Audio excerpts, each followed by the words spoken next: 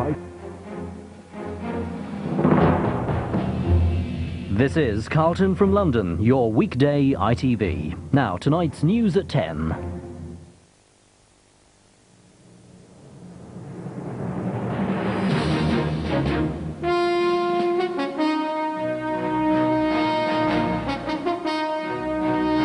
From ITN, News at 10 with Trevor McDonald.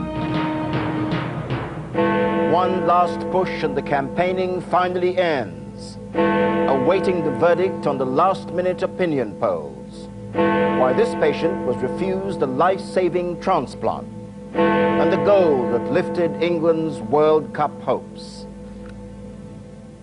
Good evening. It's all over tonight, bar the voting. After 6.5 grueling weeks of election campaigning, the party leaders are back in their constituencies. And in 9 hours' time, the polls will be open and the electorate will have their say. Today, the Prime Minister appealed to wavering voters not to fall for what he called Labour's marketing scam. Tony Blair said a fifth Conservative term would threaten every family in Britain. Paddy Ashdown insisted that even in opposition, a strong Liberal Democrat party could make a difference. Reporting from Downing Street, here's our political editor, Michael Brunson. Tonight, this most famous front door is what it's all about. Because now that the campaign is over, we move on to polling day tomorrow. And then on Friday morning, if Mr. Major wins, he simply comes out of that front door, goes to Buckingham Palace for an audience with the Queen, and then returns. But if he loses, then it's Mr. Blair who picks up Mr. Major's official car at the palace and returns in his stead. And today, Mr. Major launched his last pitch to make sure that that doesn't happen. Tomorrow will be Britain's day of destiny. Low inflation, too good to give up. Low mortgages, too good to give up. Falling unemployment, too good to give up.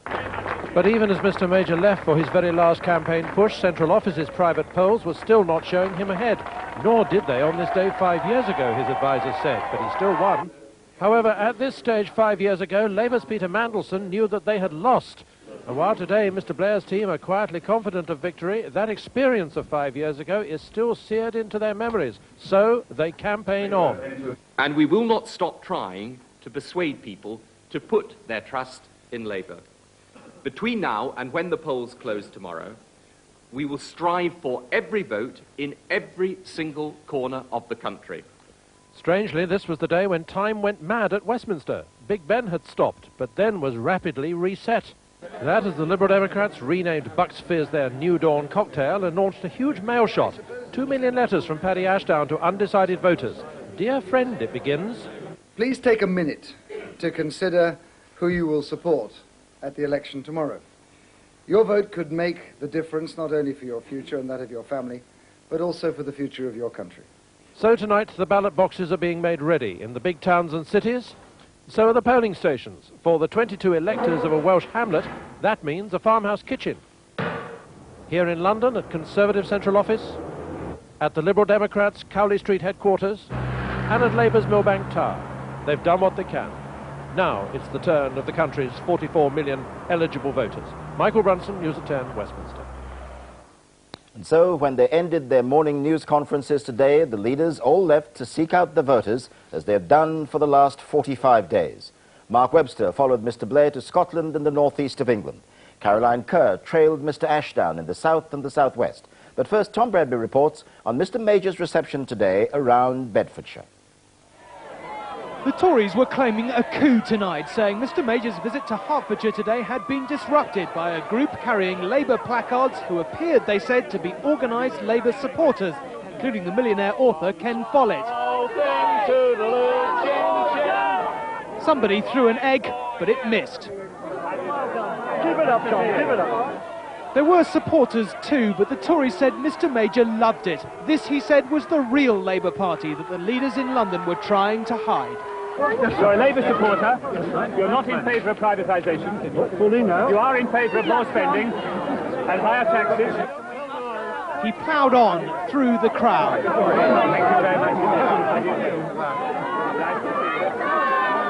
And then moved on to another town and a warm reception from Tory supporters chanting 5 more years.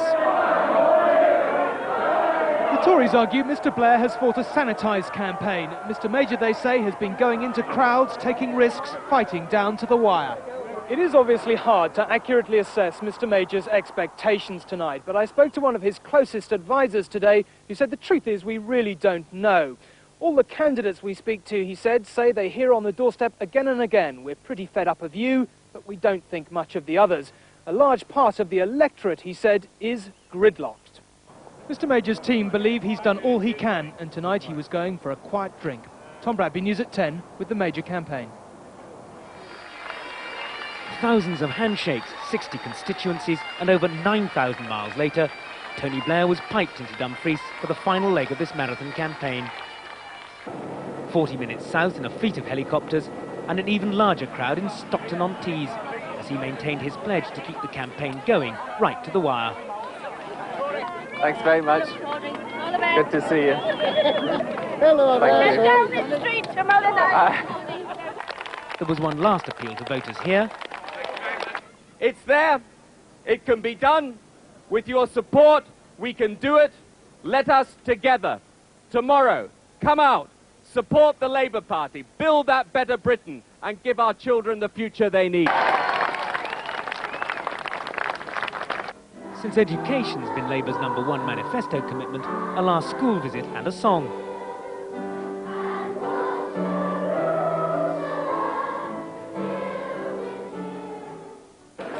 And a quick trip to Middlesbrough Police Headquarters, where actress Helen Mirren was the last of the Labour lovies to play a part. As for the mood of the party, one senior Labour activist told me this evening that while there was eagerness and anticipation, there was certainly no euphoria.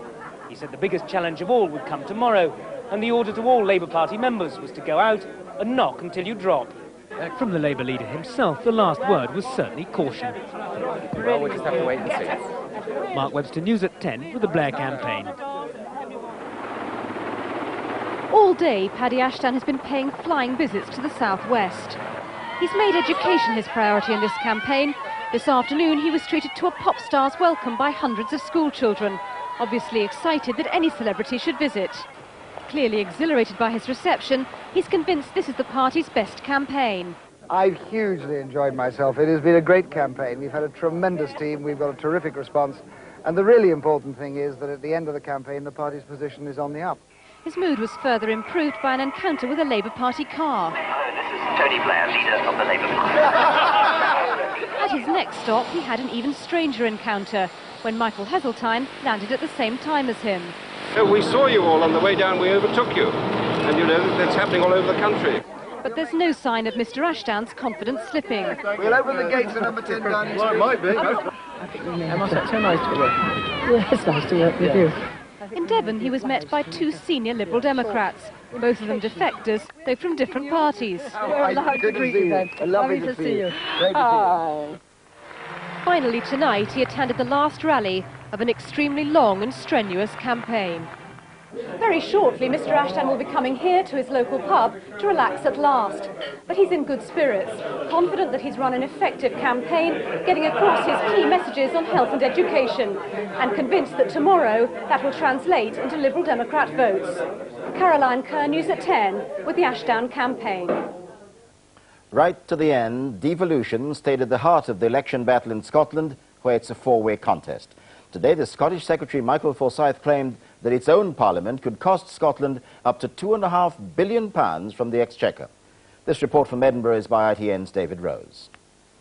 Scotland's man in the Conservative government's cabinet was fighting today for his political life. Michael Forsyth claimed the Labour government could cost Scotland over £2 billion by changing the present financial settlement with London. We stand for the status quo. We do not wish any change. We get a good deal from the union. We get a good deal on funding. But the man who may take over Michael Forsyth's job, if the polls are to be believed, read his accusations while campaigning in Edinburgh and reacted scornfully. This is a last gasp, desperate scare by a man who's lost all the arguments and who now thinks he's going to lose the vote. Scotland is not going to be robbed of its fair share of the country's resources simply because we democratise the Scottish office. OK, team. Thanks for all the work you've done. The Scottish Liberal Democrats too refute the Conservatives' allegations and say it's the status quo which threatens the United Kingdom. It's been the sheer inflexibility of unionists over the years which led to the breakup of the United Kingdom earlier this century when Ireland left it. And I believe that the shortest road to separation is the road that's marked the Scottish Conservative and Unionist Party. The Scottish National Party's leader attacked both the Labour and Tory parties for their patronising attitudes. London politicians regard Scotland as some sort of super council, some sort of super county. The Scottish National Party and the vast majority of the Scottish people believe we're a real nation. At least on one issue, the Scottish Parliament, voters here have a clear choice tomorrow. The Conservatives don't want a tax-raising Scottish Parliament. Labour and the Liberal Democrats do want such a Parliament, but wish to stay within the United Kingdom. And the Scottish National Party want an independent Scotland outside the Union. David Rose, News at 10 in Edinburgh.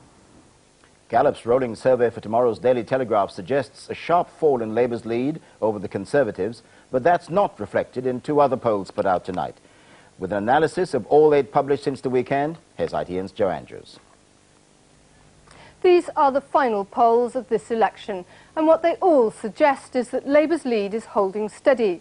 Remember, at the last election, all the polls were wrong by up to 10%, enough to predict the wrong result. But for the polling companies this time, everything rides on reflecting tomorrow's result accurately. There have been 8 new polls, 3 published tonight, putting Labour support between 47 and 53. That gives Labour an average of 49% support, the Conservatives 30% and the Liberal Democrats 15%. On average, Labour's lead has risen 3 points since last week.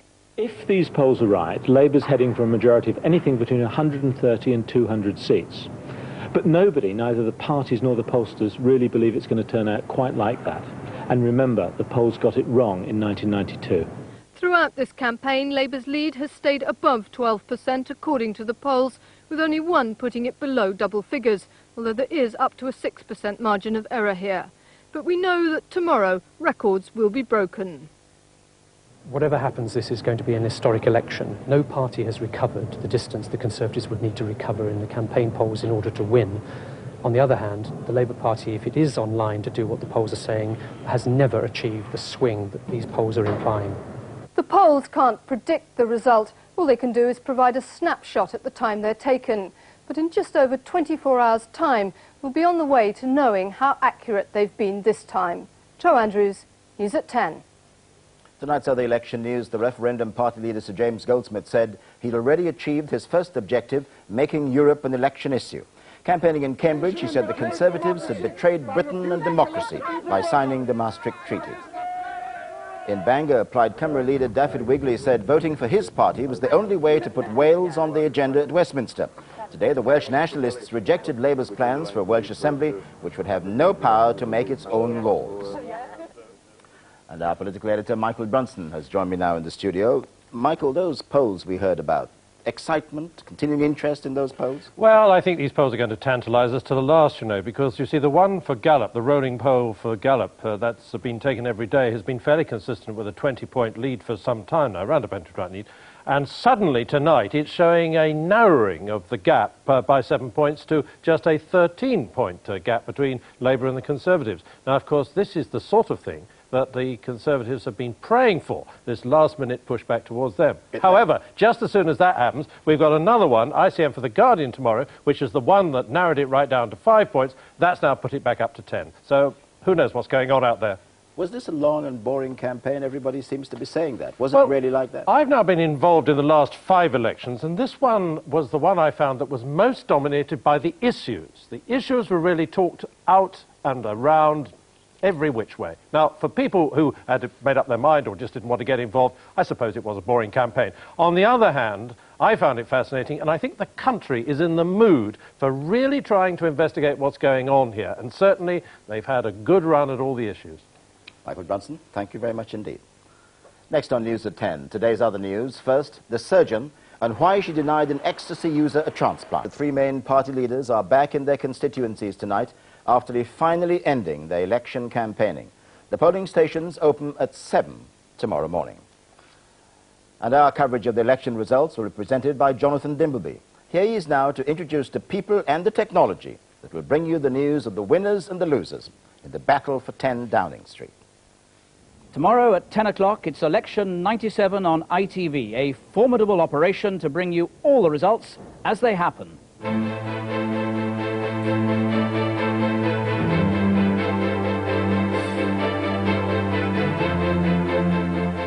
This is the heart of our operation at ITN's headquarters, where we've been rehearsing over the last few weeks to bring you the drama and the meaning of this important night. Preparing with me in the studio, Michael Brunson, ITN's political editor, with his years of experience and insight into the big political stories of the day. Across the studio, Alistair Stewart with the latest graphics technology, his battleground, his swingometer, and his virtual House of Commons. And across from him, Sue Lawley with the stars of the ITV 500. What have you heard during the course of this campaign that's made you? They'll tell us how they voted and why. They're people, of course, who, because we asked them to be part of the ITV 500, have really studied this campaign, so they're really up to speed, and they've got views, you know, and they feel very strongly, so we're hoping to hear from them, and getting them to react to everything that's happening as it happens. We're going to put in a new story, 9A. In the control room, the emphasis throughout is to be one step ahead. The aims of the programme are clear. We're going to have the fastest result service possible. We're going to have cameras around the country at all the key events. We're going to have clear analysis in the studio, but above all, we're going to capture the excitement and drama of the night. As in any election, the results flood in fast. We'll have ITN reporters all over Britain at the important counts, the vital marginals and the big-name seats. The results from every seat in Britain will be here at ITN within seconds, ready for our analysts to crunch the numbers and make sense of the statistics. We'll be on air throughout the night and through the next day, bringing you the story as it happens. Whatever the result, it will be an exciting and an important day. We aim to be first, fast and friendly. So join us at 10 o'clock tomorrow night for Election 97 on ITV. And we end tonight's programme with a look back at the election campaign and some of its happier images. Despite everything, could this be what we really think of our politicians?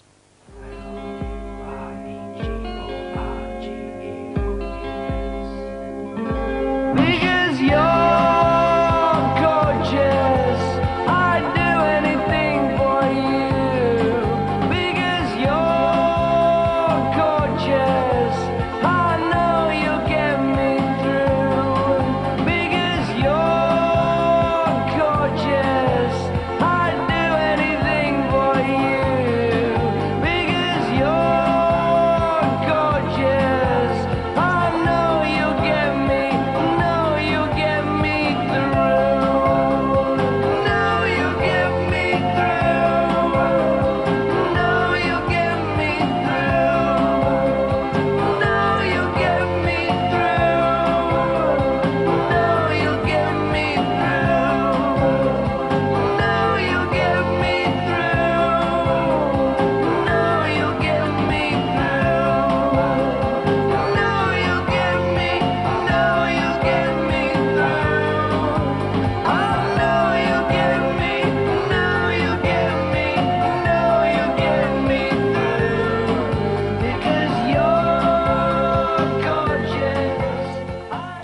News at 10 tonight, ITV's Election 97 tomorrow. I'll be here again on Friday.